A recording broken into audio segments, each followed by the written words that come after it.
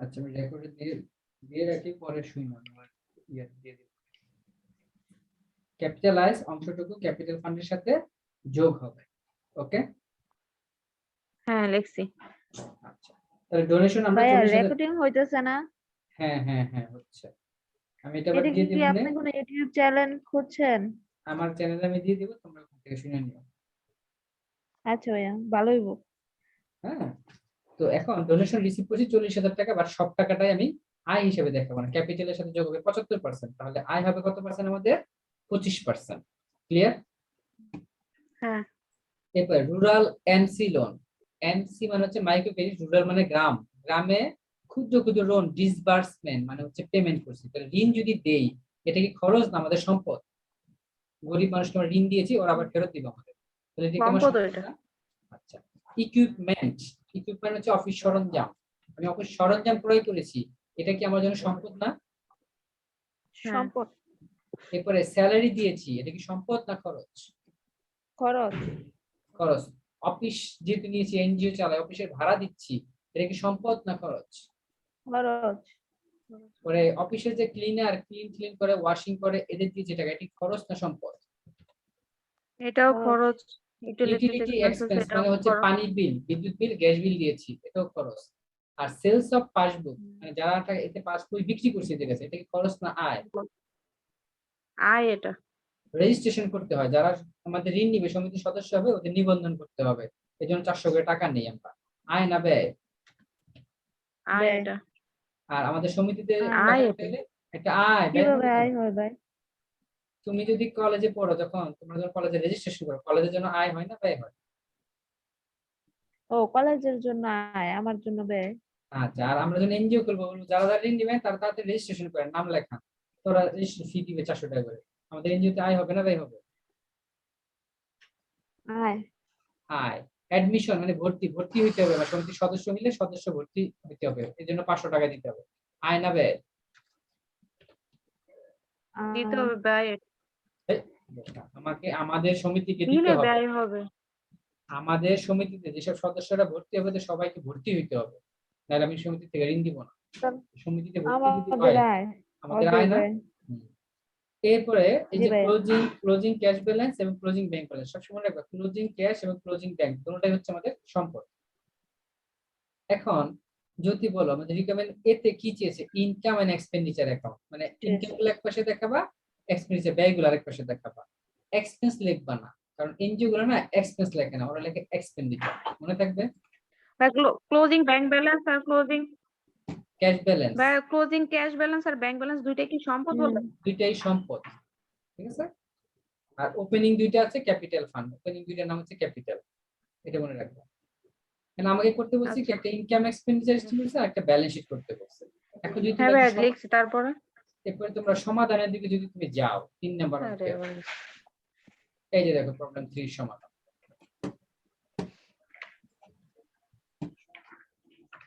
Page number কত? স্ক্রিনটা দেখো, তোমার পেজ নাম্বার লাগবে না ভাই, স্ক্রিনটা দেখো, পরে তোমরা এটা, ও স্ক্রিনে তো আছে, আমাদের পেজ নাম্বারটা একটু বের করে ফেলো, কত আসছে পেজ? শেষের দিকে যাবো, শেষের দিকে যাবো, প্রবলেম 3 আছে, আশা মিরপুর ব্রাঞ্চ।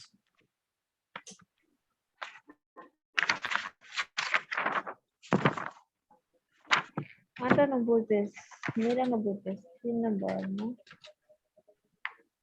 একদম লাস্টের পেজটা।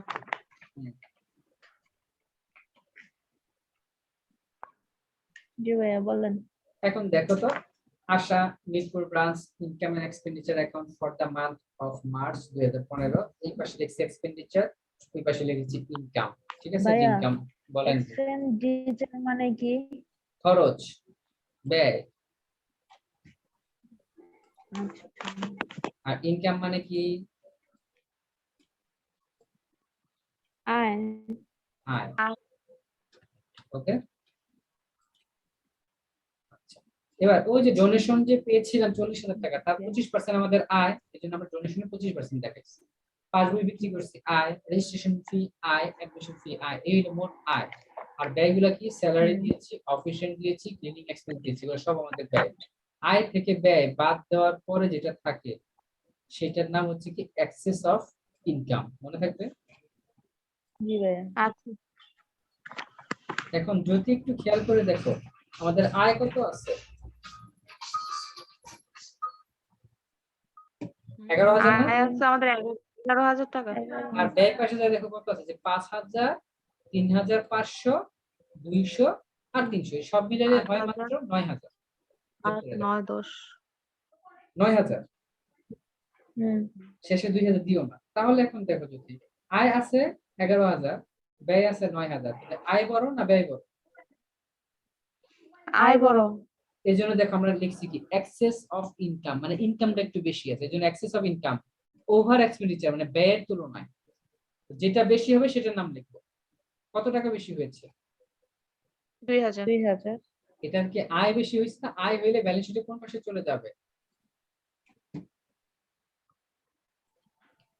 মানে এই, ভাই আপনি বলতে চাইছেন আয় বেশি হয়েছে যে এই পাশে আর ব্যয় হলো ওই পাশে লিখতাম। উল্টা পাশে না, আয় হয়েছে দেখা অ্যাড হয়েছে যে অ্যাড অ্যাড অ্যাড, আচ্ছা। আর ব্যয় হ্যাঁ। হইলে কি হতো? এক্সেস যদি ইনকাম না হয়ে এক্সেস এক্সপেন্ডিচার হয়ে যেত তাহলে বিয়োগ হইতো। মনে থাকবে? হ্যাঁ আচ্ছা, থাকবে। তাহলে এখন দেখো আমাদের ওপেনিং ক্যাপিটাল ফান্ড মানে কি? ওপেনিং ক্যাশ, ওপেনিং ব্যাংক, এর সাথে যে ডোনেশনের যে টাকাটা পেয়েছিলাম মনে আছে? হ্যাঁ। ওই যে 40,000 টাকার 75%, হ্যাঁ ভাইয়া। জি ভাইয়া। তাহলে এখানে দেখাই দিতে হবে এইভাবে।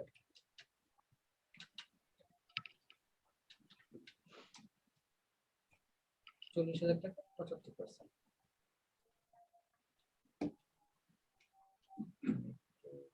30,000 টাকা। সরাই দিচ্ছি যাতে তোমাদের বুঝতে সুবিধা হয়। তাহলে 1,00,000 এর সাথে 30,000 যোগ করলে কত হবে? ভাই এটা কি লিখলাম? 40,000 ইন্টু 75/5।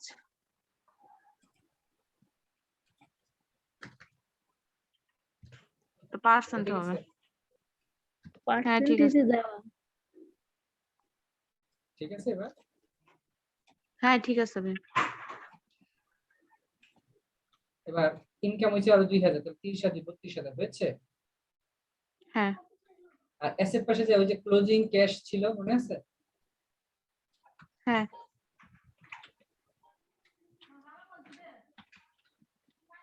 ব্যাংকে কি ক্লোজিং ছিল না? হ্যাঁ ছিল, দুইটাই ক্লোজিং। তো দুইটা ক্লোজিং কি অ্যাসেট পাশে যাবে। এরপরে ওই যে জনগণকে ঋণ দিয়েছিলাম মনে আছে 80,000 টাকা রুরাল এমসি লোন, হ্যাঁ। এটা আমার সম্পদ। আর ইকুইপমেন্ট কিনেছিলাম এটা আমার সম্পদ। দেখো সম্পদ সমান দায় মিলে গেছে, খুব সহজ একটা অঙ্ক। রুলার এমসিটা অর্থ জানি কি বলছিলেন? গ্রামীণ ক্ষুদ্র ঋণ। হ্যাঁ, ওয়ালাইকুম আসসালাম কি হাফিজ। ভাইয়া? হ্যাঁ, গ্রামীণ ক্ষুদ্র ঋণ। 20টা মিনিট পরে। আচ্ছা। আচ্ছা ঠিক আছে, হ্যাঁ বলো কি বলতেছিলা সোহানা? ভাইয়া ওই যে ও জিজ্ঞেস করছিল রুরাল এমসি মানে কি? আপনি রুরাল যে মানে বললেন গ্রামীণ, গ্রামীণ। এমসি মানে হচ্ছে মাইক্রো ক্রেডিট, ক্ষুদ্র ঋণ। মাইক্রো ক্রেডিট মানে ক্ষুদ্র ঋণ। হুম তো এই অঙ্কটা যদি আসে পারবা? ইনশাআল্লাহ। তাহলে আমরা একটু কোশ্চেন দিকে জায়গায় দেখো, এরকম যে ছোট ছোট ইনকাম স্টেটমেন্ট আসলে আসলে এরকম একটা আসবে, এর বেশি আসবে না।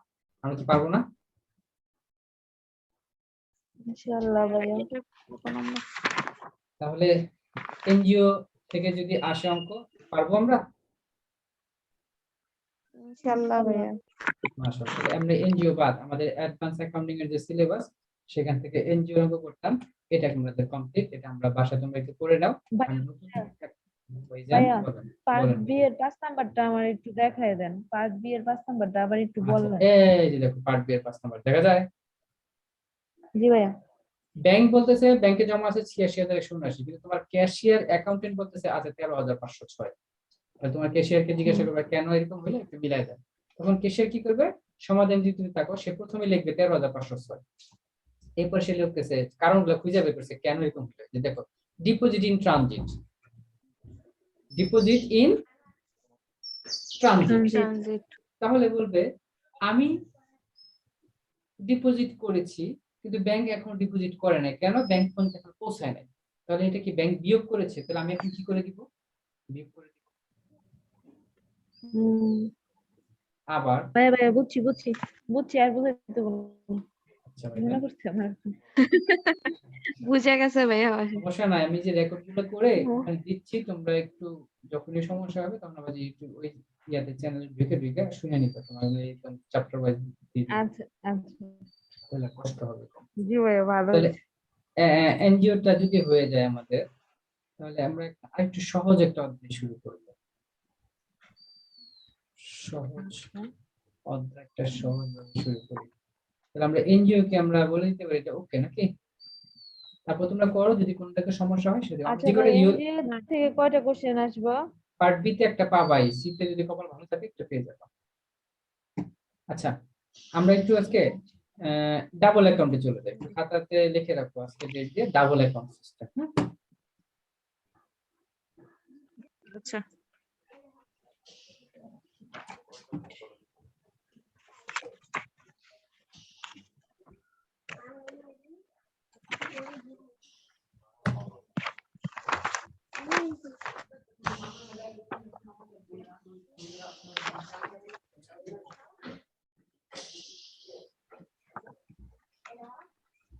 তেরো পেজ জ্যোতি 13। হ্যাঁ, বের করছি।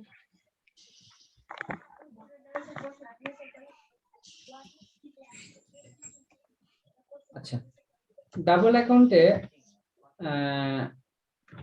টপিকস আছে কয়টা সেটা আমরা একটু আমি লিখে দিচ্ছি, তোমাদের কি স্ক্রিনশট দেওয়ার কোনো অপশন আছে? হ্যাঁ ভাইয়া আছে লিখা। তাহলে আমি একটু লিখি, দেখো তো বোঝা যায় কিনা যদি। হ্যাঁ হ্যাঁ, বোঝা যায়। কি লিখেছি বলো? Topics. Topics to be discussed in this chapter. Discussed in this chapter. Discuss.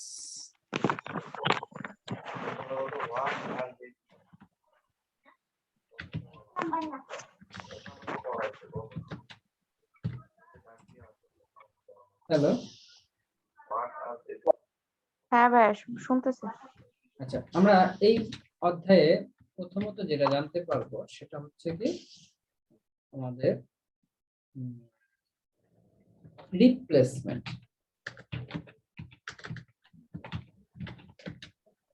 এটা আমরা এই অধ্যায়ে আলোচনা করব, ঠিক আছে? এরপর করবো আমরা ইলেকট্রিসিটি কোম্পানি। Electricity company. এরপর আমরা করবো, বলো দেখি কি কোম্পানি লিখছি? Railway company. এই তিনটা থেকে একটা আসবে এবং এটা খুব সহজ, তোমরা একটু যদি কয়েকটা অঙ্ক আছে দেখলে বুঝতে পারবে। হ্যাঁ, এবার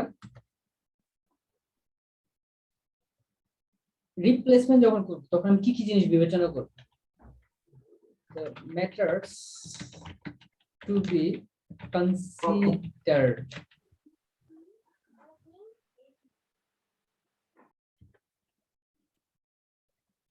in replacement.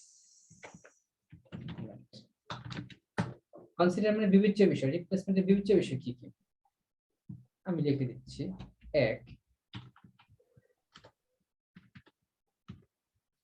এক নাম্বার হচ্ছে old cost, 2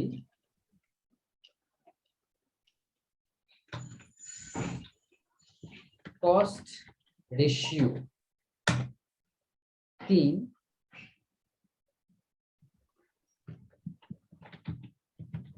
increase percentage of cost items,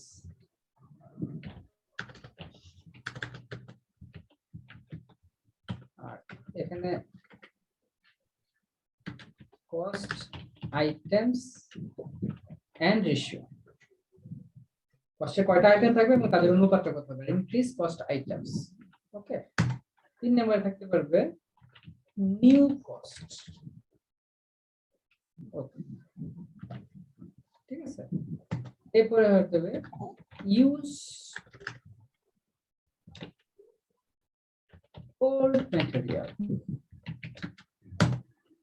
এরপর হতে পারে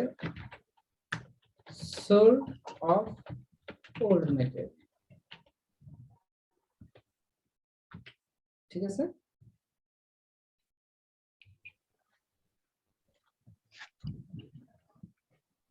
এরপরে থাকতে পারে present replacement cost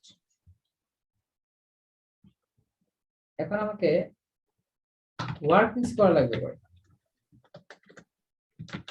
workings for replacement আমি workings অঙ্ক করব কয়টা workings করব আমি workings করতে পারি এক নাম্বার দিয়ে ক্যালকুলেশন তোমরা কি আমার দেখতে পাও হ্যাঁ ভাই Yeah, দেখতেছি কথা রিপ্লেসমেন্ট কস্ট দুই number amount CHRG amount charged to revenue account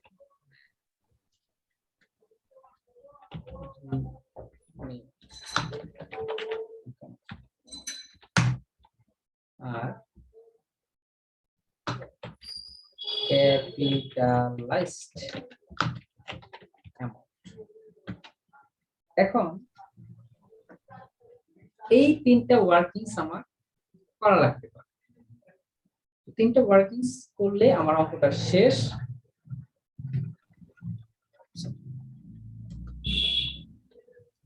requirement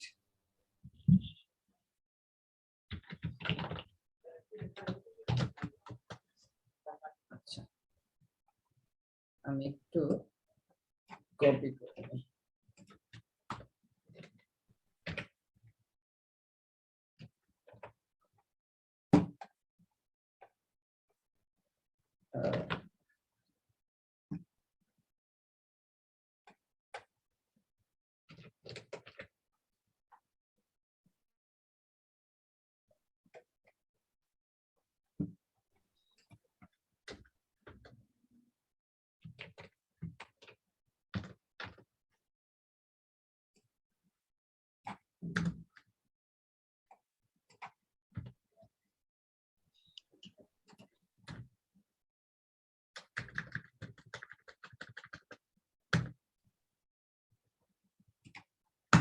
তিন নম্বর যেতে পারে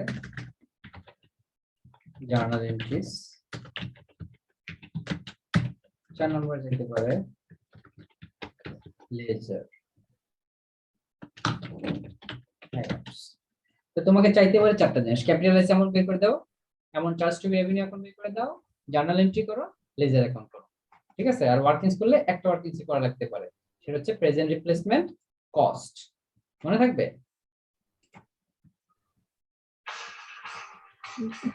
হ্যালো আচ্ছা হ্যাঁ রিয়াদ হ্যাঁ ভাই হ্যাঁ হ্যাঁ বাসায় আচ্ছা আচ্ছা তাহলে এখন এই কয়টা জিনিস আমার বিবেচনায় আসতে হবে হ্যাঁ এখন তোমরা ভাইয়া just এই পেজটা ছোট করে না আমি একটু স্ক্রিনশট নেই মানে একটা পেজটা পুরো ঠিক আছে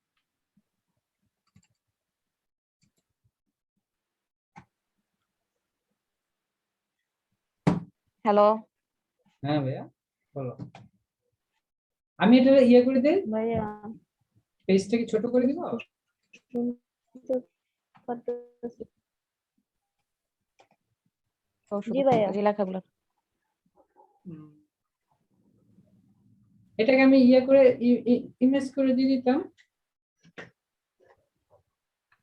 আচ্ছা ও ভাইয়া দিয়ে দিন। আচ্ছা ঠিক আছে আচ্ছা এখন দেখো তো এটাকে কি ল্যাপটপ কি স্লো তো না হলে তোমাকে এটা ভাইয়ের কথা আসতেছে না।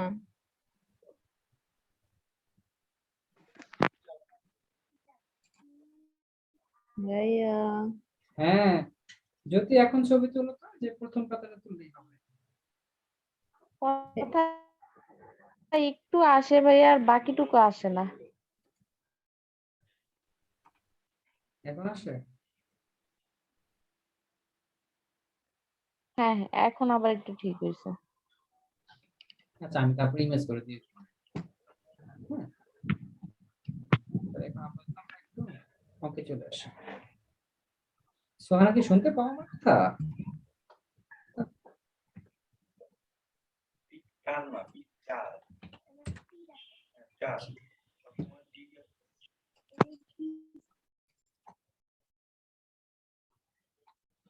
এই যে একটা অঙ্ক দেখো, Khulna Electricity Supply Company decided to replace a plant which was constructed 20 years back. হ্যাঁ, এটাতে তোমরা একটু 10টা সেকেন্ড লাইনে থাকো, 10টা সেকেন্ড। আচ্ছা,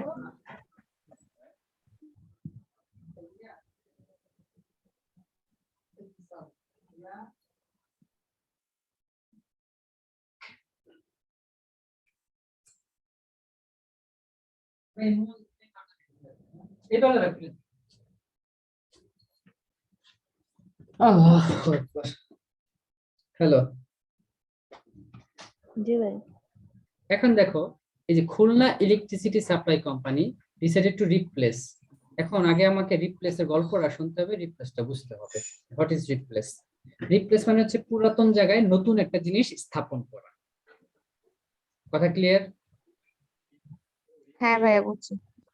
তাহলে এখন বলো, যদি তুমি একটা বাড়িতে, যে বাড়িতে আছো পুরাতন বাড়ি, সেখানে ভেঙে আবার নতুন করে একটা বাড়ি করতে চাও, বাড়িটা যদি 20 বছর আগে করো, ওই বাড়িটা যদি আবার এখন করতে চাও 20 বছর পরে, দাম কি ওটাই থাকবে? না ভাইয়া, না, ওই 4 কাঁচামাল গুণ হবে। ইউজ করো, ওই মাল মানুষগুলো যদি আসে, আগে যদি মানুষকে মজুরি দিতে 80 টাকা করে 20 বছর আগে, এখন দিতে হবে 400 টাকা করে, দামটা বেড়ে যায় না? জি ভাই। আচ্ছা, তাহলে দেখো এখানে লেখছে Khulna electricity company decide to A plant, তার মানে আমাকে জানতে হবে সম্পদের নাম কি। সম্পদের নাম হচ্ছে প্ল্যান্ট। এই প্ল্যান্টটা সে 20 ইয়ার্স ব্যাক, 20 বছর আগে সে এটা কত টাকা দিয়ে করেছিল? 15 লক্ষ টাকা দিয়ে। তাহলে এটা কি তার ওল্ড কস্ট? হ্যাঁ, জি। এবার লেখছে কস্ট অফ নিউ প্ল্যান্ট, এই যে নিউ প্ল্যান্ট, নতুন কস্ট। ওই যে বিবেচ্য বিষয় যেগুলো ছিল সেই জিনিসগুলো তোমাকে জানতে হবে, যে ওল্ড কস্ট কত, নিউ কস্ট কত। হ্যাঁ, নিউ কস্ট জানতে হবে। এবার সোহানা, যখন তুমি পুরাতন বাড়ি ভেঙে নতুন বাড়ি করো, পুরাতন বাড়ির জানালাগুলো কি ইউজ করা যায় না? হ্যাঁ, জি। জি ভাইয়া, করা যায়। দরজাগুলো ইউজ করা যায়। তার মানে দেখতে হবে কোনো ম্যাটেরিয়াল আমি ইউজড করছি কিনা। তো দেখা যাচ্ছে ম্যাটেরিয়াল এই যে ইউজড, আমি কালার করে দিচ্ছি, ভালো করে দেখো। ইউজড করেছি কত লাখ টাকার? 1 লক্ষ টাকা মাল, যেটা মানে আমার বিবেচ্য বিষয় ছিল যে আমি কোনো মাল ইউজ করি কিনা, তথ্য পেয়েছি। আবার কিছু জিনিস আছে ইউজ করতে না পারলে আমরা এটা সেল করে দিই, এই যে দেখো সোল্ড আছে, সোল্ড আছে 50,000 টাকা, ঠিক আছে। এবার during the period of 20 years the cost of construction gone up, খরচ কিন্তু বেড়ে যায়, এটা তো জানো। ভাইয়া তখন কিছুই শুনি নাই, ওই বললাম ইউজড আমি পর্যন্তই ইউজ ছিল। করছি, তারপরে কিছু মাল সেলও করছি কিনা, দেখুন সেলও লেখা আছে, আমি হলুদ কালার করে দিয়েছি। এবার বলতেছে 20 বছর, 20 years the cost of construction has gone up. Up মানে কি, বৃদ্ধি পাও না? জি। জি ভাইয়া। 150% বৃদ্ধি পাচ্ছে র ম্যাটেরিয়াল। তার মানে তুমি আগে যে বাড়ির যে লোহা লক্কর রড সিমেন্ট আগে যাতে কিনে তার থেকে 150% বেশি দাম দিয়ে কিনতে হবে। আর 200% বাড়ছে কার? জি ভাই, লেবারের। লেবারের লেবারের জায়গায় খরচ। আগে 100 টাকা লাগতো, সে 200 টাকা লাগে। এখন জানতে হবে 20 বছর আগে তোমার মেশিনের দাম ছিল বাই যে প্ল্যান্ট, এটা 15 লাখ টাকা। তাই 15 লাখ টাকা মানে তুমি ম্যাটেরিয়াল এবং লেবার ইউজ করছো। ম্যাটেরিয়াল লেবারের অনুপাত দেখো দেওয়া আছে যেখানে 1:2। 1:2 মানে কি? প্রথমে ম্যাটেরিয়াল, পরে লেবার। 1/2। তাহলে ম্যাটেরিয়াল যদি হয় 1 ভাগ, লেবার লাগছে কয় ভাগ? 2 ভাগ। তাহলে মোট কত ভাগ হইছে? 1:2। 2 ভাগ। 3 ভাগ। মোট 3 ভাগ না? 3 ভাগ। তাহলে এখন পুরাতন জি প্ল্যান্ট ভাই, হচ্ছে 15 লাখ টাকা, 15 লাখ টাকাকে তুমি 3 ভাগ যদি করো তাহলে কত লাখ টাকা হবে এক ভাগে? 5 লাখ করে। 5 লাখ। ম্যাটেরিয়াল তো 1 ভাগ, তাহলে ম্যাটেরিয়াল হচ্ছে 5 লাখ, আর লেবার হচ্ছে 2 ভাগ, তাহলে লেবার বাকি 10 লাখ টাকা হবে। 10 লাখ। জি।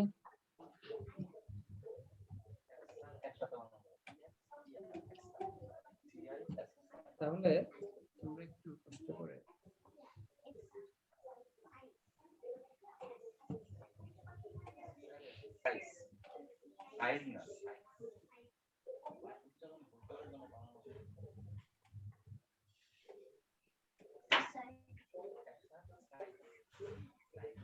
এবার একটু দেখো আমাদের তোমাদের সলিউশনটা সম্ভবত কত পৃষ্ঠায় পাবা? সলিউশনটা খুঁজে পেয়েছো কি কেউ?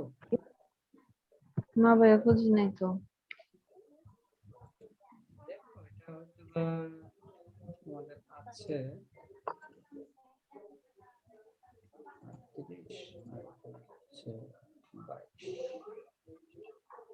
60 59 এর দিকে, 59 পৃষ্ঠা বা 58 পৃষ্ঠার দিকে দেখো।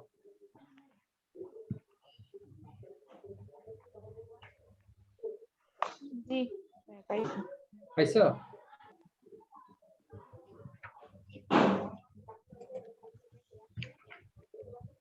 কত পেয়েছিল জ্যোতি? 59।